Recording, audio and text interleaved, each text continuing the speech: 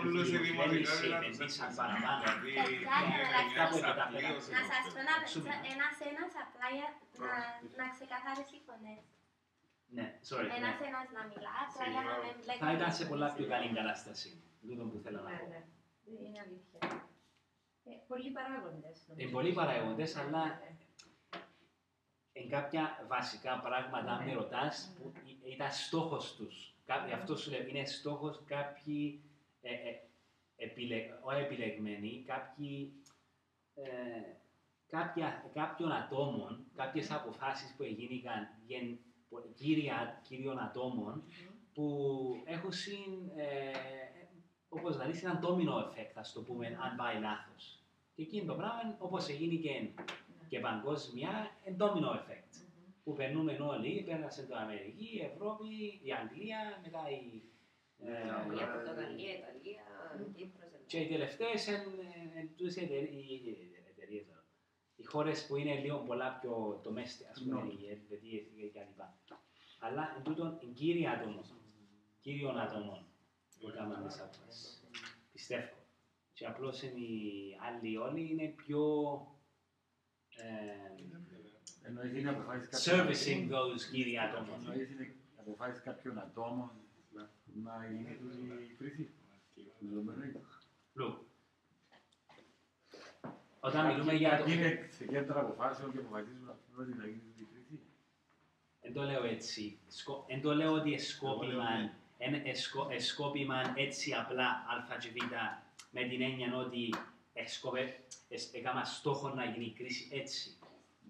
Τούτοι απλώς, τούτοι ανθρώποι μπορεί να είναι 5 άτομα, μπορεί να είναι 50 άτομα, πάλι 50 και 500 άτομα να είναι, πάλι μικρό νούμερο είναι. Λέω τώρα, η Citibank ή whatever, τούτα τα άτομα, όσοι και να ήταν, έχουν συμβάνει μέτρα τα οποία they affect billions of people, millions of people. Ό,τι και να πούμε αυτό το θέμα, μπορεί να είναι αλήθεια, μπορεί να μην είναι. Ναι, συμφωνώ μαζί σου. Όμως, και το γενικό που συμφωνώ μαζί σου είναι το εξής. Φτάσαμε σε μια κατάσταση, η φούσκα, ειδικά στην Ευρώπη, η φούσκα και ειδικά στις χώρες του Νότου, να είναι τόσο μεγάλη, οι μισθοί να βγουν τόσο ψηλά, τα εργοστάσια να μην μπορούν να επιβιώσουν, οι επιχειρήσεις να μην μπορούν να επιβιώσουν, λόγω του ότι τα κόστα είναι τόσο πολλά ψηλά. Ναι, αποφασίστηκε λόγω κάπου να γίνει η διαδικασία, ώστε να πιάσουν τα κόστα για να μπορούν να ξαναανακτήσουν την κερδισμότητα τους οι εταιρείες, τα εργοστάσια, σηκώνουν τα μία οι εταιρείες και φεύγαν. Στην Κίνα, φεύγαν από το βορρά και πήγαιναν στον νότο κάποιες εταιρείες, ή φεύγαν από η Γερμανία και πήγαιναν στην Ισπανία, που ήταν πιο ξύλο το εργατικό. Ψηλώσαν και εκείνο κόστα τους πάνω, και αν και εκείνοι μισθούς έπιαν πάνω, πέψαν και χάναν. Κάπου πρέπει να γίνει ένα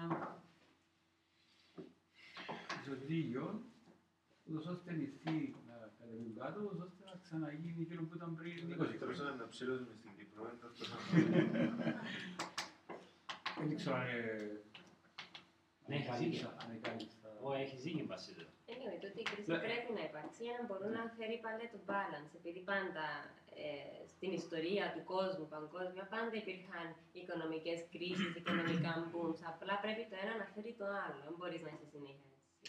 Κοιτάξτε, το πρόβλημα τώρα του καπιταλισμού που έφερε την αναπόβευτη κρίση είναι η συσσόρευση πλούτου. Το 98% του παγκόσμιου πλούτου ανήκει στο 1% του πληθυσμού. Και εντελώς παραδόξως δεν ενοχλείται κανένας πλούτο, δεν κάνει κανένας τίποτε και ελέγχει τον κόσμο το 1%. Δυστυχώς όμως εγώ νομίζω ότι η κρίση να μεγαλώσει και το χάσμα μεταξύ τάξεων. Οι πλούσιοι πλουσιότεροι, οι φτωχοί φτωχότεροι. Σίγουρα η κρίση κάθε λίγο έρχεται, αλλά αν τη φορά δεν ξέρω αν μάθουμε ως κοινωνία και ο καπιταλισμός είναι κάτι το πολλά μεγάλο πλέον. Που ζούμε όλοι μέσα του και βολευκόμαστε μες στον καπιταλισμό, που δεν τολμούμε να βγούμε να πάνε εναντίον του καπιταλισμού. Γιατί δεν μπορείς να επιβιώσεις έξω από τον καπιταλισμό σήμερα. Εγώ έτσι νομίζω. Ναι. Και η συσσόρευση πλούτου όμως είναι το πιο τραγικό πράγμα. Γίνεται το 98% του πλούτου Είναι στο ένα. 1%. Ας πούμε είναι εξωφρενικό Εξωφρενικό, πράγμα. Σίγουρα είναι... Όμως πρέπει να πάει. Τούτος, δύσκολο, ειδικά ας πούμε, σε μια εποχή που είμαστε όλοι, ξέρεις, όλοι τώρα σπουδάζουμε, όλοι έχουμε άλλες έννοιες, να αποκτήσουμε εμείς το ως προς το ζήν, ως individuals. Δύσκολο να ξυπνήσει ένα πρωί και πεις «Άντε πρέπει να κάνουμε επανάσταση». Ναι, Επειδή δεν είμαστε μπορείς όλοι... να βγεις από το Ναι, frame. τότε δύσκολο, όσο και να θέλει. Ας πούμε, σαν άτομο πρέπει να φροντίσεις τον εαυτό σου. Μπορώ, sorry. Είναι λίγο δυστυχικό. Το προηγούμενο του καπιταλισμού. Δεν είχε συνέχεια. Εμείς έχουμε τα παγωτά, τα πάκητα της Ο οικογένειας. πατέρας σου είναι ο... Χρήστος ο Αχίδας, ναι. Γνωρίζεστε? Η πρώτη φορά που ήρθε στην Αγιάννα, ήρθε στο ξοχείο Σάμουι και βάλαμε παγωτό. Α, Μόλις μάλιστα. τα έκανα, ήταν ένα μικρό... Ήταν πριν 30 χρόνια. Μια οικογενειακή επιχείρηση. Συνεχίζει, δεν ανάλαβε η δεύτερη γενιά τώρα. Εγώ με τα αδέρφια μου. Εντάξει, δόξα τω Θεώ. Είσαι 30 χρόνια που είναι η οικογένεια στην Κύπρο με τα φαγητά. 31, ναι. 31 φέτος. Έγινε όσα χρόνια θα γίνει να βγουν. Ναι. Όσο χρόνο είναι. Πάντα. Πολλά χρόνια. Τούτο μου είπε το 40%. Και πριν 100 χρόνια και πριν 200 χρόνια πάλι ο πλούτος. Ανάλογο, περίπου. Ήταν οι φεουδάρχες, Μπορεί να είναι και χειρότερα. ήταν άλλες πως η κατάσταση. Ναι, σαν relative, μετά Μπορεί να είναι πολλά χειρότερα. Ακριβώς το που ήταν να καταλήξω. Όπως τότε ήταν. Με άλλες παραστάσεις, ναι. Ήταν Τα ίδια πράγματα είναι διαφορετικές εποχές. πάντα θα υπάρχουν. Ναι, ακριβώς. Απλά μεταμορφώνουν. Θα θέλουν να είναι οι πλούσιοι και να έχουν οικονομικά κάποιες καταστάσεις. Το πράγμα είναι λάθη. Και κατά τον καπιταλισμό οδηγούν Μα και στην οικονομία του. και στο μαξισμό και στη Ρωσία ήταν να καταρρεύει το σύστημα. Άρα, τι γίνεται. Τώρα στο παγκόσμιο, τι θέλεις, τρίπλες, βλέπεις την Ευρωπαϊκή Ένωση, ας πούμε, που ξέρω εγώ κάπου είναι, κάπου κρατάνε ακόμα τις καταστάσεις καλύτερα που άλλες καταστάσεις αφρικανικές, αμερικανικές, Ασία, είσαι στην Ευρώπη. Είσαι σε ένα σύστημα το οποίο δουλεύει καλύτερα. Είναι καπιταλιστικό. Όμως, υπάρχουν και σοσιαλιστικές κυβερνήσεις που βοηθούν τον κόσμο τους. Και να δώσω παραδείγματα μέσα στην Ευρώπη. Η Σουηδία, η Ελβετία προηγουμένως, είναι κεντρικά συστήματα. Ναι, μεν οι επιχειρήσεις να δουλεύουν σωστά, να κάνουν κέρδη, αλλά να έχει και ο κόσμος που δουλεύει στις επιχειρήσεις Τα κεκτημένα. το ανάλογο. Και έτσι πρέπει να δουλέψει. Αλλά η Ευρώπη νομίζω δουλεύει και η Ευρώπη έτσι, που δουλεύει, επειδή έχει και μια ιστορία colonial history, που έκλεψε πολλά πράγματα από τον υπόλοιπο κόσμο και τώρα έχει και δουλεύει με έναν colonial capitalistic τρόπο που κλέβει πράγματα από τον υπόλοιπο κόσμο για να Όπως λειτουργεί. είναι δημιουργημένη όμως η Ευρώπη, είναι ανθρωποκεντρική, δηλαδή δεν είναι, ας πω παράδειγμα, Είναι enlightenment φάση, ας πούμε. ήρθος, ξέρω εγώ, Λιβύη, ας πούμε, ή η Συρία τώρα, που τι να πω, Η Συρία όμως είναι το Αμερική αντιρωσία. Οι Αμερικάνοι δεν έχει σχέση με τη Συρία. ο κόσμος έχει αμέ όμως. Είναι ο κόσμος, ναι. Και ο άνθρωπος έχει αμέ, έχει κρατεί τα ενία. Νομίζει ότι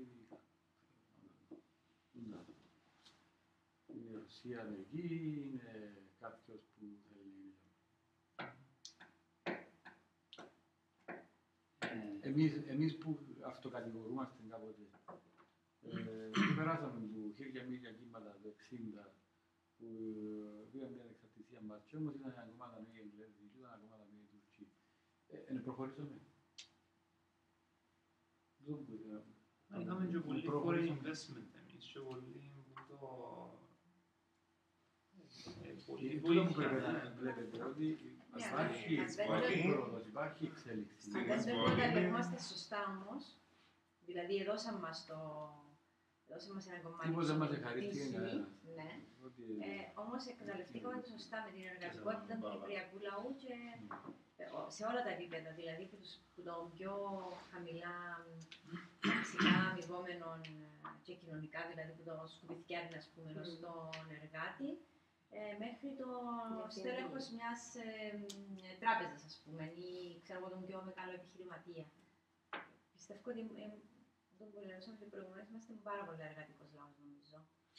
Στην εισβολή με τον αμόχωστο τον Μόρφου έχασε, νομίζω πως ήταν 80% των πόρων χαθήκαν. Αν χαθεί το 80% των πόρων, τουριστική πόρη ήταν η αμόχωστος. Υπήρχε κάτι άλλο. Η Μόρφου με τα ασπεροειδίνη, η γεωργία, το 80% του income σου έρχεται που τα resources. Φαντάζομαι ότι ήταν πολύ δύσκολο να το μείναμε σαπόλυτοι, αλλά ήβραν τα μήκια τους. Τρομερό πράγμα. Εν τούτο που ήταν το αξιοθαύμαστο, ότι μετά την εισβολή ως τώρα η Κύπρος και πριν μπει στην Ευρώπη, μετά την Ευρώπη η Κύπρος πήγε κάτω, αλλά ως πριν μπει την Ευρώπη, είχαμε τη λίρα, ήμασταν πάρα πολλά δυνατοί. Είχαμε μια άνοδο που εισδηλεύκαν όλοι οι γύρω μας, ας πούμε. Ναι, στερимо, αλλά η λίρα ήταν δυνατή επειδή η Κύπρος ήταν ελεγμένα πράγματα. Μετά την εισβολή υπήρχε λόγος που η λίρα ήταν δυνατή να υποστηρίξει την οικονομία για να δυναμώσει η Κύπρος που δεν είχε κάτι domestic manufacturing. Ναι, αλλά ο λαός εργάστηκε και βλέπεις πως είναι στο επίπεδο που ήταν πριν 50 χρόνια ο κόσμος. Έχουν ανεβεί επίπεδο. Ναι, εντάξει, έχουν ανεβεί, αλλά εντάξει, τούτο που λαλείς έχεις απόλυτο δίκιο, αλλά για το θέμα του currency, ας πούμε, ήταν τούτος ο λόγος. Ο λόγος το currency της Κύπρου ήταν επειδή είχαν κάποια agreements για να μπορεί η Κύπρος να σταθεί στα πόδια της με trading, importing, exporting ήταν λίγο, δηλαδή energy manufacturing. Να μπορεί να... Όμως είναι το export που κράτησε την τουρισμός. Το tourism. Τουρισμού και τα εργοστάσια που έκαναν παπούτσες στρέλους τους Αράβικες, τα ρούχα. Εντάξει, δεν θέλω να το βασίσω τόσο πολλά στα οικονομικά, αλλά Τα εργοστάσια κλείσαν, ξέρεις πόσα εργοστάσια κλείσαν που το 80-90 και μετά, πώς κλείσαν. Είναι τούτο που λέω προηγουμένως ότι Εν τούτο που λαλείς. βγαίναν οι τιμές πάνω, ήταν μη συναγωνίσιμο, τάκ. Ναι. Δεν γίνεται να μείνεις μόνο με ένα παίκτη. μονοπόλιο. Ο Πίθας Πρέπει να φύγεις. Ο Πίθας και η πατέντα του χαλούμι, ας πούμε. Είσαι στην πατέντα του χαλούμι, παγκόσμια, ας πούμε. Και πώς μπορείς να, όταν έχεις έτσι πράγμα, να μεν... Εκμεταλλευτείς. Όχι να το εκμεταλλευτείς, εκμεταλλεύτηκαν το με κακόν τρόπο όμως. Και τούτον εν τούτον το. Και